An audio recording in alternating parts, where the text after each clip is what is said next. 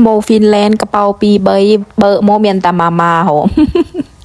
วิตามาโมไม่ได้นังติงจะได้นี่มาเผ็ดเกาหลีนี่นะวิกโมนจะนะเนมคเนียวิกโมมีเวลามาตัดต่อคลิปนะคะเปิดมามีแต่มาม่านะคะพากันซื้อมานะคะแล้วก็มีพวกของแห้งน้ำพริกนางงามพวกน้ำน้ำจิ้มอะไรเงี้ยส่วนมากก็จะเอาแต่ของแห้งมานะคะไม่รู้จะซื้ออะไรนะไปไทยรอบนี้นะไม่อยากอะไรเลยนะคะก็มีพวกพริกแกงส่วนมากก็จะเป็นพวกของแห้งพวกครีมพวกสบู่พวกอะไรเงี้ยเนาะซื้อมาม่าพวกก๋วยเตี๋ยวแห้งพวกอะไรเงี้ยนะคะซื้อมาไว้กินนะคะมาม่าเผ็ดเนี้ยซื้อมานะคะนี่สามีชอบมากเลยก็เลยซื้อมาด้วยนะคะซื้อในแมคโครเนาะที่นี่ราคาไม่รู้เท่าไหร่นะคะก็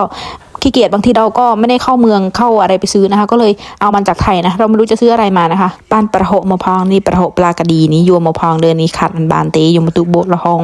โบะส้มตำมันจะในปรังที่ชอบจะนับเลยนี่ยัวมะพร้าวนี่กระเป๋าโมเมียนตะกรึงสำอางเลยนี่ติงโมปิเซเวนพองสบู่บันตะเปียงโมมาทองในกระพองยาดมยาโดยสิเลยจะนะมือเนาะเบอร์โมเมียนตะครีมเมียนตะสบู่เนาะ